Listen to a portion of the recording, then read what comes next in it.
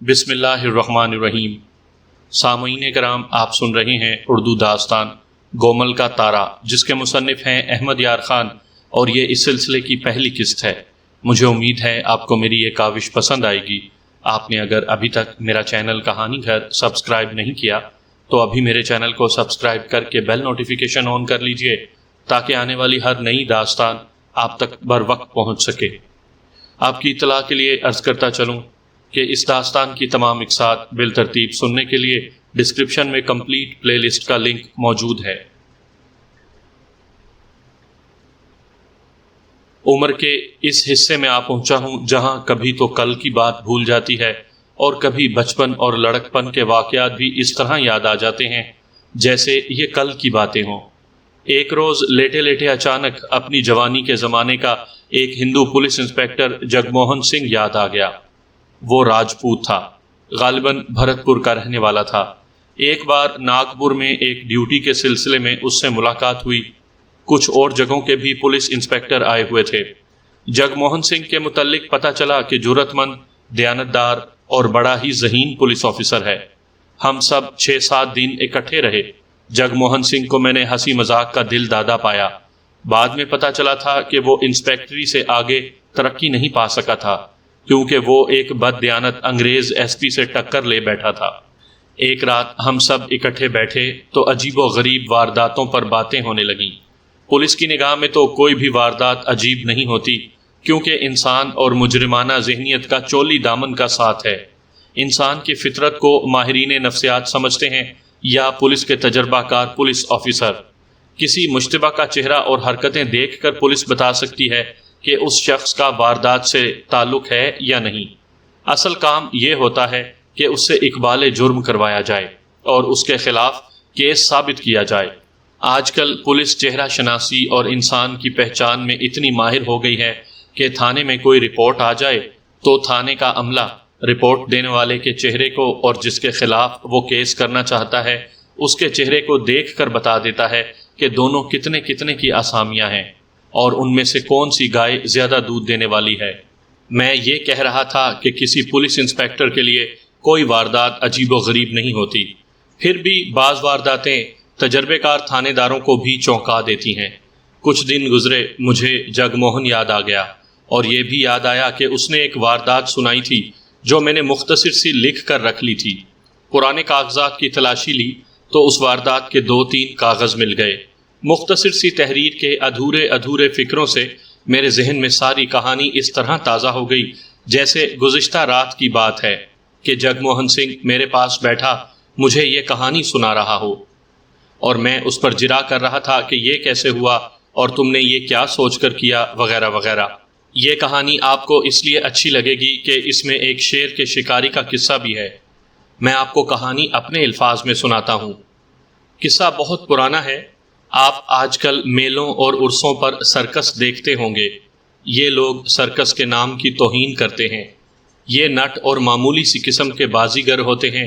ہمارے وقتوں میں وہ سرکس تھے کہ بعض کرتب جادو کے کھیل لگتے تھے، رونگٹے کھڑے ہو جاتے تھے۔ ان کے شیر اور چیتے جب پنجروں سے نکل کر کھلے پنجروں جیسے رنگ میں آتے تھے تو ان کی گرج اور ان کی غسیلی چونکڑیوں سے پتہ چلتا تھا کہ یہ جنگل کا شاہی خاندان ہے اور ان پر کنٹرول کرنے والا جرأت اور عقل کا مالک ہے۔ کبھی کبھی ایسا واقعہ بھی سننے میں آتا تھا کہ کسی شیر یا چیتے نے ان سے کرتب کرانے والے کو چیر پھاڑ کر رکھ دیا۔ یہ سرکس سفری ٹورنگ ہوتے تھے۔ ہر سرکس کی اپنی بک کرائی ہوئی پوری ریل گاڑی ہوتی تھی۔ ایسے لگتا تھا جیسے ایک قصبے کی آبادی بما چڑیا گھر سفر کر رہی ہو۔ ایسا سرکس بھارت کے ایک شہر نما قصبے کریم گنج میں آیا ہوا تھا۔ یہ شہر نیپال اور بھارت کی سرحد سے کوئی 35 میل دور تھا۔ اس سرکس کے مالک کا نام راجن تھا۔ جگموہن سنگھ اس وقت سب انسپکٹر تھا اور کریم گنج کے تھانے کا SHO تھا۔ راجن کے سرکس کو یہاں آئے ہوئے 10-12 دن ہو گئے تھے۔ ایک رات شو ختم ہونے کے 2-2.5 گھنٹے کے بعد سرکس کے ان خیموں میں آگ لگ گئی جس میں سرکس کے کارندے وغیرہ رہتے تھے۔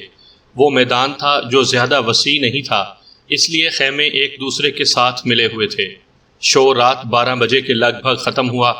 آگ اس وقت لگی جب سرکس والے تھکے ہوئے گہری نیند سو رہے تھے۔ وہاں پانی کی افراد تھی، قریب ہی ایک قدرتی تالاب تھا۔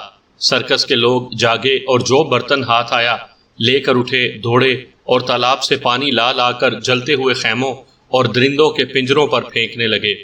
شہر کے لوگ بھی شور شرابے سے جاگ اٹھے اور سرکس والوں کی مدد کو پہنچ گئے۔ جگ موہن سنگھ شہر کا ایک ذمہ دار آفیسر تھا، وہ بھی آ گیا۔ اس نے مجھے بتایا کہ درندوں، گھوڑوں، ہاتھیوں اور بندروں نے جو شور و خل برپا کیا اس سے دل پر خوف طاری ہوتا تھا۔ 1 گھنٹے میں لوگوں نے آگ بجھا دی۔ جگ موہن سنگھ اپنے گھر چلا گیا۔ اس کا خیال تھا کہ سرکس والے پیٹرو میکس لیمپ اور لالٹینیں جلاتے ہیں، کسی کی بے احتیاطی سے کوئی لالٹین الٹ گئی ہوگی جس سے آگ لگی اور پھیل گئی۔ بہرحال جگ موہن سنگھ اسے حادثاتی یا اتفاقی آگ سمجھا۔ صبح ہوئی تو سرکس کا رنگ ماسٹر اور 2 اور ذمہ دار آدمی تھانے آ گئے اور جگ موہن سنگھ کو رپورٹ دی کہ آگ لگی نہیں، لگائی گئی تھی۔ انہوں نے سب سے بڑا نقصان یہ بتایا کہ سرکس کا مالک راجن زندہ جل گیا اور اس کی لاش جلے ہوئے خیمے میں زمین پر اوندھے منہ پڑی ہے۔ دوسرا نقصان یہ بتایا کہ پنجرے سے ایک شیر نکل گیا ہے اور پنجرے کا دروازہ بند ہے۔ اس سے ظاہر ہوتا تھا کہ کسی نے پنجرہ کھولا اور جب شیر نکل گیا تو اس آدمی نے پنجرہ بند کر دیا۔ انہوں نے تیسرا نقصان یہ بتایا کہ ایک نہایت اعلیٰ گھوڑا بھی غائب ہے جو بڑے دلچسپ کرتب دکھایا کرتا تھا۔ انہوں نے گھوڑے کا حلیہ بھی بتایا۔ سرکس کے شیروں وغیرہ کے پنجرے دروازوں کے کواڑوں کی طرح کھلتے نہیں۔ ایک طرف سلاخوں کا دروازہ ہوتا ہے جو پنجرے کے اوپر کھڑے ہو کر اوپر کھینچ لیا جاتا ہے۔ شیر رنگ میں آ جاتا ہے جو ایک گول اور کھلا پنجرہ ہوتا ہے۔ سرکس کے ان آدمیوں نے کہا کہ شیر خود تو پنجرے کا دروازہ اوپر اٹھا نہیں سکتا۔ وہ راجن کی موت اور شیر کی رہائی کو ایک جرم کی 2 کڑیاں بتا رہے تھے۔ جگ موہن سنگھ نے ان سے کہا کہ وہ بات بالکل صاف کرے کہ انہیں ایسا شک کیوں ہے۔ وہ کوئی ٹھوس شک بیان نہ کر سکے۔ 8-9 خیمے جل چکے تھے۔ رنگ ماسٹر نے جو اینگلو انڈین تھا کہا، ان میں سرکس کے کارندے سوئے ہوئے تھے۔ وہ جلتے ہوئے خیموں میں سے نکل گئے تھے، راجن کیوں نہیں نکل سکا؟ یہ اینگلو انڈین خاصا ذہین معلوم ہوتا تھا۔ اس نے کہا، وہ اپنی چارپائی سے نیچے پڑا تھا۔ کیا وہ فوراً ہی اتنا بے بس یا بے ہوش ہو گیا تھا کہ وہ خیمے سے نہ نکل سکا اور وہیں اوندھے منہ گر پڑا؟ اسے شراب نے بے بس اور بے ہوش کر رکھا ہوگا۔ جگ موہن نے کہا، میں جانتا ہوں آپ لوگ پانی کی طرح شراب پیتے ہیں۔ راجن مجھ سے زیادہ نہیں پیتا۔ سرکس کے ایک اور آدمی نے کہا، یہ صحیح ہے کہ شراب کا نشہ انسان کو بے حال کر دیتا ہے، لیکن جان کا خطرہ آ پڑے تو نشہ فوراً اتر جاتا ہے۔ ہم رپورٹ لے کر آئے ہیں، رنگ ماسٹر نے کہا، اور ہم آپ سے توقع رکھتے ہیں کہ آپ چل کر تفتیش کریں گے۔ ایک بڑا اہم آدمی قتل ہو گیا ہے۔ ہمارا ایک شیر اور ایک بڑا ہی قیمتی گھوڑا غائب ہے۔ کیا آپ کو یہ شک ہے کہ شیر اور گھوڑا چوری ہوئے ہیں؟ جگ موہن نے پوچھا۔ شک نہیں، یقین، رنگ ماسٹر نے جواب دیا۔ گھوڑوں تک آگ نہیں پہنچی تھی۔ گھوڑے بدکتے اور ہنہناتے رہے تھے۔ ان کے پچھلے پاؤں مضبوط رسوں سے بندھے ہوئے تھے۔ ان سے کوئی گھوڑا آزاد نہیں ہو سکتا تھا۔ آپ ہمارے ساتھ چلیں، ہم آپ کو دکھائیں گے کہ ہر گھوڑے کی پچھلی ٹانگوں میں ٹخنوں کے قریب چمڑے کے کالر چڑھائے جاتے تھے۔ یہ کالر کتے کے پٹے کی طرح بکل سے بند کیے جاتے ہیں۔ ان کے ساتھ مضبوط رسا ہوتا ہے یا زنجیر جو مضبوط کیل کے ساتھ بندھی ہوئی ہوتی ہے۔ اس گھوڑے کے پاؤں کے دونوں پٹے کھلے ہوئے تھے، انہیں صرف انسانی ہاتھ کھول سکتے تھے۔ جگ موہن سنگھ کو کیس رجسٹر کرنا پڑا، لیکن صرف گھوڑے اور ایک شیر کی چوری کا۔ قتل کا کیس وہ لاش دیکھ کر اور یقین کر کے کہ یہ واقعی قتل کی واردات ہے رجسٹر کرنا چاہتا تھا۔ سرکس کے یہ آدمی ٹلنے والے نہیں تھے، نہ جگ موہن سنگھ انہیں ٹالنا چاہتا تھا۔ وہ ان کے ساتھ چلا گیا۔ جلے ہوئے خیمے میں سے راجن کی لاش اٹھائی نہیں گئی تھی۔ جگ موہن سنگھ کو راجن کے خیمے تک لے گئے۔ رات ہوا کچھ تیز چلی تھی۔ خیمہ جلا اور اس کی راکھ نیچے گرنے کے بجائے اڑتی رہی۔ راجن کی لاش زمین پر پیٹ کے بل پڑی تھی۔ جگ موہن سنگھ نے لاش کو غور سے دیکھا تو ایک چیز خاص نظر آئی۔ آپ اس محاورے سے واقف تو ہوں گے کہ جل گئی پر بل نہ گیا۔ یہ محاورہ رسی کے متعلق ہے۔ رسی جل کر راکھ ہو جاتی ہے مگر راکھ کی شکل میں اس کے بل بدستور موجود رہتے ہیں۔ راجن نے جلی ہوئی 2 رسیاں دیکھیں۔ ایک کی راکھ لاش کے ٹخنوں کے ساتھ زمین پر تھی اور دوسری لاش کی پیٹھ پر۔ لاش کے دونوں بازو پیٹھ پر تھے۔ کلائیاں ملی ہوئی تھیں۔ جگموہن سنگھ نے رنگ ماسٹر سے کہا، یہ قتل کی واردات ہے۔ مقتول کے ہاتھ اور پاؤں رسیوں سے باندھ دیے گئے تھے، ہاتھ پیٹھ پیچھے باندھے گئے تھے، اور یہ چارپائی سے گرا نہیں بلکہ آگ لگنے سے پہلے زمین پر پڑا ہوا تھا۔ سفری فولڈنگ چارپائی جل کر راکھ ہو چکی تھی۔ وہاں ایک سٹول تھا، 2 کرسیاں اور ایک تپائی تھی اور ایک چھوٹی سی میز، سب کچھ راکھ ہو گیا تھا۔ میں آپ کو ایک خاص بات بتاتا ہوں، جلی ہوئی رسی کی راکھ اتنی نمایاں نہیں تھی کہ ہر کوئی دیکھ کر کہہ سکتا کہ یہ جلی ہوئی رسی ہے۔ یہ جگموہن کی عقل تھی کہ اس نے اسے جلی ہوئی رسی کہا تھا۔ رنگ ماسٹر نے ٹھیک کہا تھا کہ راجن بھاگ سکتا تھا۔ جگموہن نے بھی یہی سوچا کہ راجن کے کپڑوں کو اگر آگ لگ گئی تھی اور وہ بیدار ہونے تک خاصا جل چکا تھا تو بھی وہ چند قدم تو بھاگ ہی سکتا تھا۔ اس کے ہاتھ پاؤں باندھ دیے گئے تھے۔ جگموہن خیمے کی دوسری اشیاء کو دیکھنے لگا۔ میز کی راکھ پر ایک لیمپ پڑا تھا جو مٹی کے تیل سے جلتا تھا۔ اس کی چمنی ٹوٹی ہوئی تھی۔ جگموہن سنگھ نے رنگ ماسٹر سے پوچھا کہ کیا یہ لیمپ راجن کے خیمے میں جلا کرتا تھا؟ رنگ ماسٹر نے بتایا کہ یہ راجن کا لیمپ ہے۔ جگموہن سنگھ نے دیکھا کہ اس لیمپ کا اس جگہ سے ڈھکنا غائب تھا جہاں تیل ڈالا جاتا تھا۔ اس نے سب سے کہا کہ خیمے کے ارد گرد دیکھیں کہ لیمپ کا ڈھکنا کہیں پڑا مل جائے گا۔ ڈھکنا چوڑی دار ہونا چاہیے تھا۔ جگموہن کا دماغ گہرائی میں چلا گیا تھا۔ اسے یہ شک ہوا تھا کہ راجن کو رسیوں سے باندھ کر زمین پر پھینکا گیا اور لیمپ کا ڈھکنا اتار کر لیمپ کا تیل ادھر ادھر چھڑک کر آگ لگا دی گئی۔ تیل راجن پر بھی چھڑکا گیا ہوگا۔ جل کر لاش کی حالت ایسی ہو گئی تھی کہ دیکھی نہیں جاتی تھی۔ پہنے ہوئے کپڑوں کا نشان تک نہ تھا۔ یہاں میں پھر جگموہن سنگھ کی عقل کی تعریف کروں گا کہ اس نے لیمپ کا ڈھکنا اترا ہوا دیکھ کر یہ سراغ حاصل کیا کہ اس لیمپ کا تیل خیمہ جلانے کے کام آیا ہے۔ آپ ذرا اس خیمے کو تصور میں لائیں جس میں بہت سا سامان جل کر راکھ ہو گیا اور خیمہ بھی جل گیا۔ وہاں ایک لیمپ پر کس کی نظر جا سکتی تھی جو آگ کی تپش سے سیاہ ہو گیا تھا اور جس کا شیشہ یعنی چمنی ٹوٹ گئی تھی۔ لیمپ کا ڈھکنا تلاش کے باوجود نہ مل سکا۔ اتنی راکھ میں چھوٹا سا ڈھکنا کہاں مل سکتا تھا؟ یہ جگموہن کی خوش قسمتی تھی کہ لوگوں نے دوسرے خیموں پر پانی پھینکا تھا۔ راجن کا خیمہ پانی سے بچا رہا تھا۔ اس کی وجہ یہ معلوم ہوئی کہ لوگوں کے بیدار ہونے تک راجن کا خیمہ جل چکا تھا۔ یہ خیمہ دوسروں سے ذرا الگ تھلگ تھا۔ تیز ہوا اس کے جلتے ہوئے چیتڑے اڑا کر دوسرے خیموں تک لے گئی، یا یوں بھی ہوا ہوگا کہ آگ لگانے والے نے کسی دوسرے خیمے کو بھی آگ لگا دی ہوگی جو باقی خیموں کے ساتھ تھا۔ جگموہن سنگھ نے لاش کی برآمدگی اور اسے پوسٹ مارٹم کے لیے بھجوانے کے کاغذات تیار کیے، گواہوں کے دستخط لیے اور لاش پوسٹ مارٹم کے لیے بھجوا دی۔ عام قسم کا پوسٹ مارٹم اس شہر میں بھی ہو سکتا تھا۔ جگموہن سنگھ نے رنگ ماسٹر اور سرکس کے دوسرے ذمہ دار آدمیوں سے کہا کہ ان کا سرکس سفری ہے، لیکن اب انہیں تفتیش مکمل ہونے تک یہیں رکنا پڑے گا۔ اینگلو انڈین رنگ ماسٹر بہت تیز آدمی تھا۔ معلوم ہوتا تھا کہ راجن کو وہ اپنا سگا بھائی سمجھتا تھا۔ اس نے کہا کہ وہ پورا 1 سال سرکس کو یہیں پر رکھے گا۔ قاتل ملنا چاہیے۔ جگموہن سنگھ نے پنجرا دیکھا جس میں سے شیر نکل گیا تھا۔ پھر وہ جگہ دیکھی جہاں سے گھوڑا کھولا گیا تھا۔ پٹے کا بکل ٹوٹا ہوا نہیں، کھلا ہوا تھا۔ اسے گھوڑا نہیں کھول سکتا تھا۔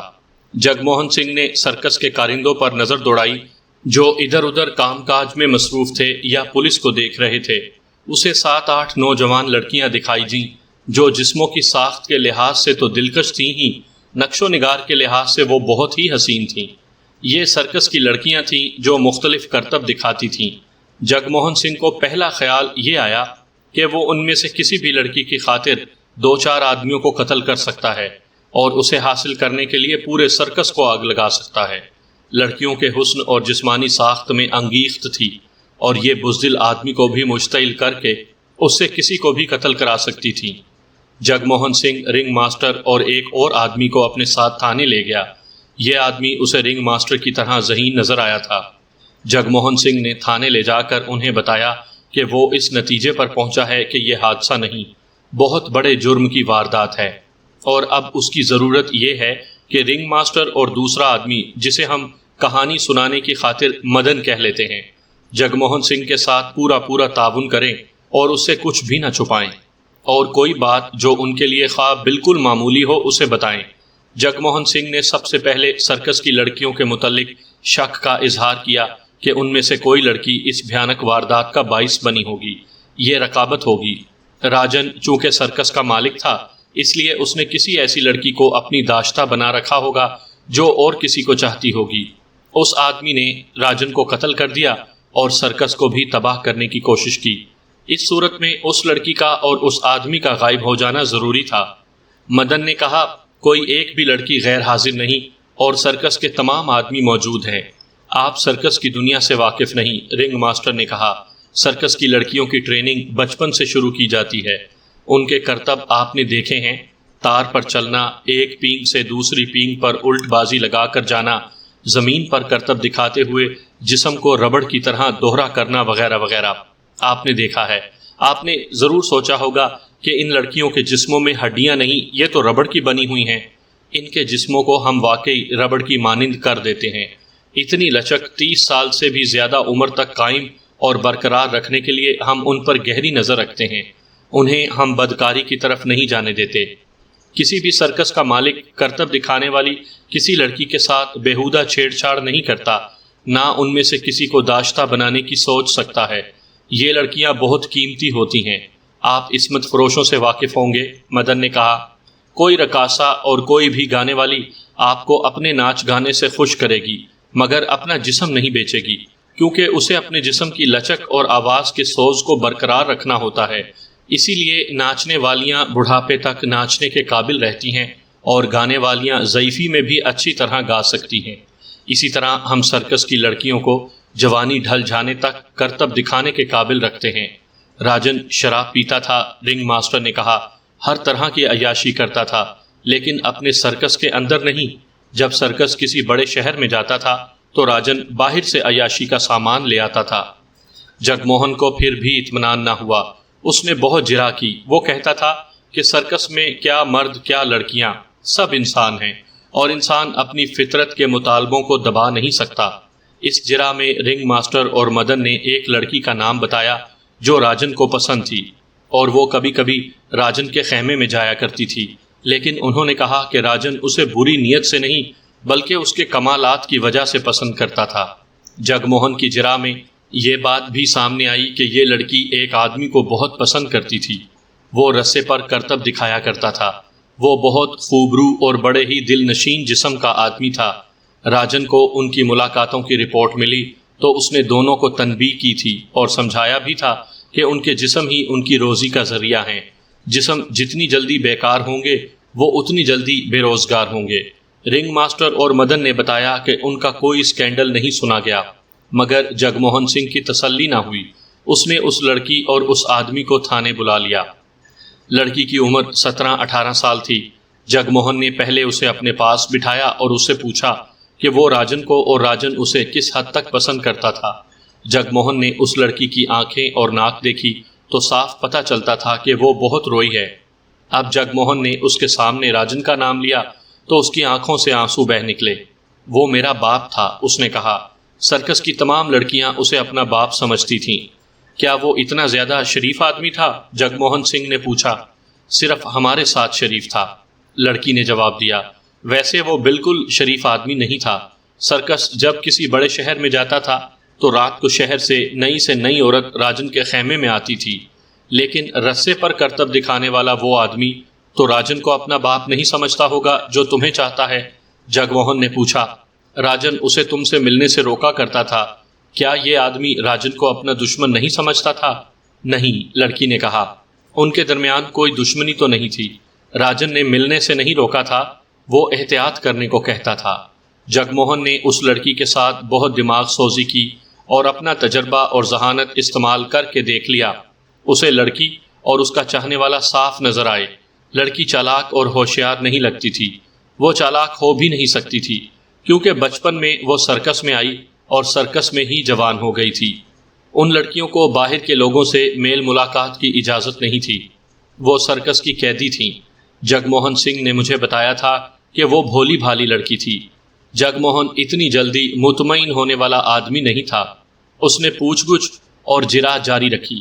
اس دوران لڑکی نے یہ انکشاف کیا کہ چند مہینے گزرے جب سرکس کسی اور شہر میں تھا ایک آدمی نے اس لڑکی سے کہا تھا کہ وہ اس کے ساتھ چلے اور وہ اسے اس سے دگنی تنخواہ دلائے گا جو اسے اس سرکس میں ملتی تھی۔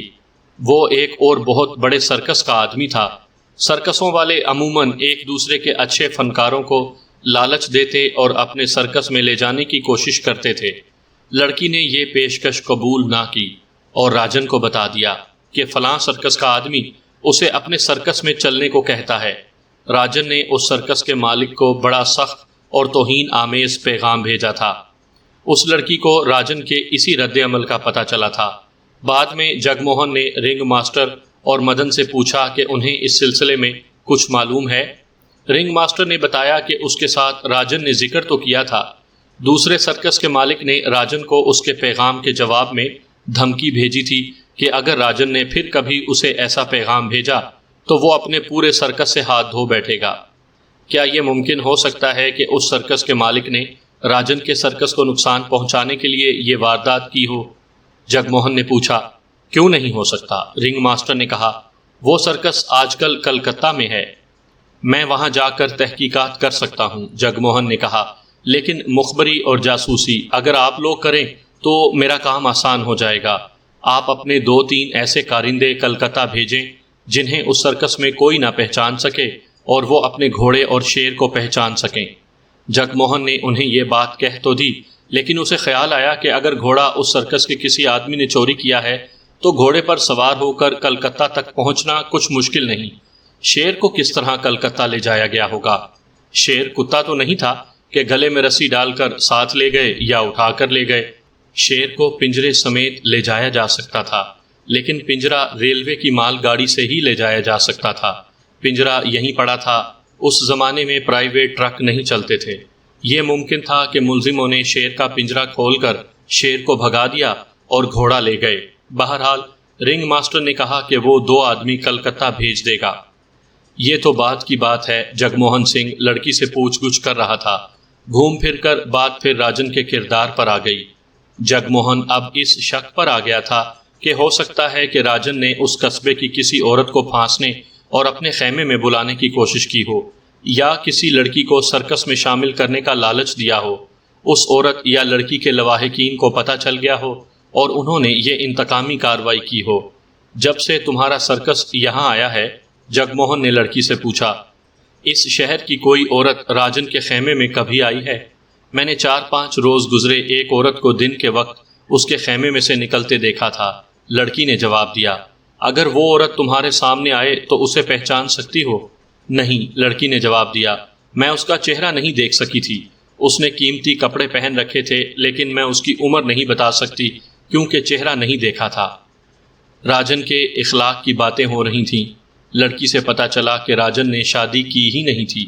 لڑکی پہلے بتا چکی تھی کہ راجن شریف آدمی نہیں تھا۔ اب پھر بات ہوئی تو لڑکی نے بتایا کہ راجن کاروبار اور لین دین کے معاملے میں دیانتدار نہیں تھا۔ سرکس کے کارندوں کو وقت پر تنخواہ دے دیتا تھا، لیکن جو دکانداروں یا ٹھیکیداروں سے جانوروں کے لیے چارہ، درندوں کے لیے گوشت اور انسانوں کے لیے راشن پانی آتا تھا، انہیں وہ پیچھے پھرا کر پیسے دیتا اور اکثر ان کی کچھ رقم مار لیتا تھا۔ لین دین کے سلسلے میں وہ کسی نہ کسی کے ساتھ لڑتا جھگڑتا ہی رہتا تھا۔ یہ شیر جو نکل گیا ہے، یہ ہمارے پاس اس وقت آیا تھا جب اس کی عمر 3-3.5 مہینے تھی، لڑکی نے بتایا۔ راجن نے ابھی تک اس کی قیمت ادا نہیں کی۔ شیر کی عمر 2 سال ہو گئی ہے۔ جو آدمی اس بچے کو لایا تھا وہ 4-5 روز پہلے بھی آیا تھا۔ وہ جب بھی آتا تھا راجن اسے شراب پلا کر کچھ دیر اپنے ساتھ رکھتا، پھر اسے چلتا کر دیتا تھا۔ اس کے ساتھ بھی راجن کا لڑائی جھگڑا رہتا ہوگا؟ جگ موہن نے پوچھا۔ اس آدمی کے ساتھ راجن کے عجیب سے تعلقات تھے، لڑکی نے کہا۔ کبھی شک ہوتا تھا جیسے ان کی گہری دوستی ہے، کبھی میں نے انہیں ایک دوسرے کو دھمکیاں دیتے بھی دیکھا۔ میں اس سے زیادہ اور کچھ نہیں جانتی، کیونکہ میں ان کی ہر ملاقات کے وقت ان کے ساتھ نہیں ہوتی تھی۔ جگ موہن نے اس سے پوچھا کہ وہ رنگ ماسٹر اور مدن کے سامنے بھی راجن کی اس بددیانتی اور کاروبار میں بد اخلاقی کی باتیں کرے گی؟ لڑکی نے کہا کہ وہ ان کے سامنے یہ باتیں کرنے سے نہیں ڈرے گی۔ جگ موہن نے رنگ ماسٹر اور مدن کو اندر بلا لیا اور انہیں بتایا کہ یہ لڑکی راجن کے متعلق یہ باتیں بتاتی ہے۔ راجن میں یہ بہت بڑی خرابی تھی، رنگ ماسٹر نے کہا۔ وہ دوسروں کی رقمیں دبا لیتا تھا۔ اس لڑکی نے آپ کو ٹھیک بتایا ہے۔ میں نے آپ سے کہا تھا کہ کوئی بظاہر بے معنی اور معمولی سی بات آپ کے ذہن میں آئے تو وہ بھی مجھے بتائیں۔ جگموہن نے کہا، آپ نے اتنی اہم بات مجھے نہیں بتائی۔ اس لڑکی کی باتوں سے میرے ذہن میں آتا جا رہا ہے کہ قتل کا باعث کیا ہو سکتا ہے۔ قتل کا ایک باعث یہ ہو سکتا ہے کہ اس شہر کی کوئی عورت اس کے پاس آئی تھی اور اس نے اس عورت کو کوئی جھانسا دے کر اپنے خیمے میں بلایا تھا۔ اس عورت کے لواحقین نے راجن سے انتقام لیا ہے۔ دوسرا باعث یہ ہو سکتا ہے کہ اس نے کسی ایسے بیوپاری یا ٹھیکیدار کے بل کی ادائیگی روک لی ہوگی جس کا تعلق غنڈوں اور بدماشوں کے ساتھ ہے۔ آپ کو شاید علم نہیں کہ کریم گنج کے بدماش سارے صوبے میں مشہور ہیں۔ یہ سراغ رسانی تو آپ کو کرنی ہے، مدن نے کہا۔ میں تو کروں گا ہی، جگموہن نے کہا۔ آپ یوں کریں کہ مجھے ان ٹھیکیداروں اور دکانداروں کے نام پتے دیں جو سرکس کو گوشت اور دیگر مال وغیرہ سپلائی کرتے تھے۔ اس کے علاوہ مجھے یہ بتائیں کہ وہ آدمی کون ہے جس نے سرکس کو یہ شیر دیا تھا جو پنجرے سے نکل گیا ہے؟ رنگ ماسٹر اور مدن نے اس آدمی کا نام گومل بتایا اور اس کے متعلق یہ بتایا کہ وہ ان جنگلوں میں رہتا ہے جو نیپال کی سرحد سے بھی آگے چلے جاتے ہیں۔ چونکہ یہ سرکس کچھ عرصے سے اسی صوبے میں گھوم رہا تھا، اس لیے یہ آدمی راجن سے ملتا رہتا تھا۔ اس نے سرکس کے لنگوروں اور بندروں کے بچے سپلائی کیے تھے، ایک ریچھ کا بچہ بھی سپلائی کیا تھا، اور آخر میں وہ یہ شیر لایا تھا۔ اس وقت یہ شیر بچہ تھا۔ گومل نے اسے 3-4 مہینے پہلے اپنے پاس رکھا تھا۔ اس سے یہ ہوا کہ بچہ اس سے مانوس ہو گیا۔ گومل بچے کو یہاں لایا تو گومل کے سوا کسی اور کے ہاتھ نہیں آتا تھا۔ یہ رنگ ماسٹر درندوں کو سدھانا جانتا تھا، لیکن اس بچے کے ساتھ اسے کچھ مشکل پیش آئی۔ وہ اسے سدھا سکتا تھا، لیکن راجن نے گومل سے کہا کہ وہ سرکس کے ساتھ رہے اور اس بچے کو سدھائے۔ گومل نے وہیں رہنا شروع کر دیا۔ رنگ ماسٹر کی ہدایات کے مطابق گومل بچے کو سدھاتا رہا اور بچہ 1.5-2 سال کا ہو کر پورا شیر بن گیا۔ یہ ببر شیر نہیں تھا، دھاری دار تھا جسے ٹائیگر کہتے ہیں۔ اسے پنجرے میں رکھا جاتا تھا کیونکہ یہ جوان شیر تھا۔ صرف گومل تھا جسے دیکھ کر یہ شیر پالتو کتے کی طرح دم ہلاتا اور گومل کے ہاتھ چاٹتا تھا۔ کوئی دوسرا قریب جاتا تو شیر غصے میں آ جاتا تھا۔ رنگ میں آ کر رنگ ماسٹر کو پریشان نہیں کرتا تھا۔ گومل کا کام ختم ہو چکا تھا، وہ چلا گیا۔ رنگ ماسٹر اور مدن کو معلوم نہیں تھا کہ راجن نے اس شیر کی کتنی قیمت اور اسے سدھانے کے لیے گومل کو کتنی اجرت طے کی تھی۔ انہیں صرف یہ معلوم تھا کہ راجن نے گومل کو قیمت ادا نہیں کی تھی، اجرت بھی شاید کم ہی دی تھی۔ البتہ راجن نے گومل کو اپنا دوست بنا لیا تھا اور اسے شراب پلاتا تھا۔ اس کا اور گومل کا آپس میں لڑائی جھگڑا بھی ہو جاتا تھا۔ 2-3 بار رنگ ماسٹر نے گومل سے کہا کہ وہ راجن کے ساتھ بدتمیزی نہ کیا کرے۔ گومل نے اسے بتایا کہ راجن اسے شیر کی قیمت ادا نہیں کر رہا۔ رنگ ماسٹر نے راجن سے کہا کہ وہ اس جنگلی کو پیسے دے دے اور اسے چلتا کرے۔ راجن نے کہا کہ شیر کی قیمت جتنی تو یہ اس سے شراب پی چکا ہے۔ مختصر یہ کہ ان کی آپس میں چپکلش چل رہی تھی۔ آگ لگنے سے 3-4 روز پہلے بھی گومل آیا تھا۔ وہ اپنے سدھائے ہوئے شیر کے پنجرے کے سامنے جا کھڑا ہوا تو شیر اسے دیکھ کر بے چین ہو گیا۔ گومل نے ہاتھ پنجرے کے اندر کیا تو شیر اس کو ہاتھ کو چاٹنے لگا۔ گومل نے یہ خطرناک حرکت کی کہ پنجرے کا دروازہ اوپر اٹھا دیا۔ شیر باہر آ گیا اور گومل کے پاؤں میں لوٹ پوٹ ہونے لگا۔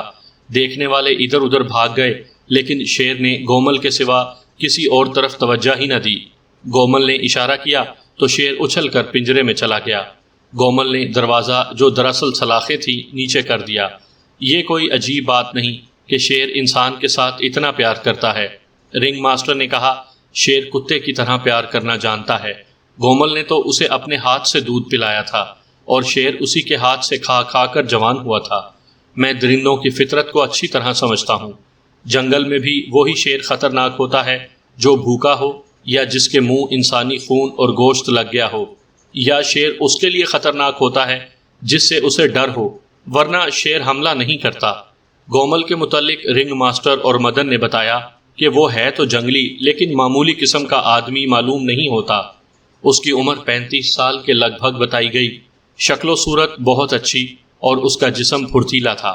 اس کی آنکھوں میں ایسا تاثر تھا جس سے معلوم ہوتا تھا کہ دلیر اور پراسرار آدمی ہے۔ جگموہن سنگھ نے گومل کے متعلق بہت کچھ پوچھا جو اسے بتایا گیا، لیکن یہ کسی کو بھی معلوم نہیں تھا کہ وہ کہاں کا رہنے والا تھا۔ صرف یہ معلوم تھا کہ وہ فلاں جنگلوں میں رہتا تھا۔ اتنے وسیع جنگل میں اس کی تلاش آسان نہیں تھی، تاہم اسے تلاش کرنا تھا جس کے لیے وقت درکار تھا۔ پولیس کے لیے کسی کی تلاش ناممکن نہیں ہوتی، وقت بہت چاہیے۔ دن گزر گیا، پوسٹ مارٹم رپورٹ آ چکی تھی۔ اس کے مطابق موت جلنے سے واقع ہوئی تھی۔ ڈاکٹر نے یہ بھی لکھا تھا کہ مقتول کے منہ میں کپڑا ٹھونسا ہوا تھا۔ کپڑا جو منہ سے باہر تھا وہ جل گیا تھا۔ اس سے مقتول کے ہونٹ جل کر سوج گئے اور آپس میں مل گئے تھے۔ اندر کا کپڑا نہیں جلا تھا۔ جگ موہن یہ کپڑا پہلے نہیں دیکھ سکا تھا کیونکہ لاش کے ہونٹ بند اور بری طرح سوجے ہوئے تھے۔ جگ موہن سنگھ نے اپنے علاقے کے ڈی ایس پی کو واردات کی رپورٹ اور اس وقت تک کی جو کارروائی کی تھی بھیج دی تھی۔ ڈی ایس پی انگریز تھا۔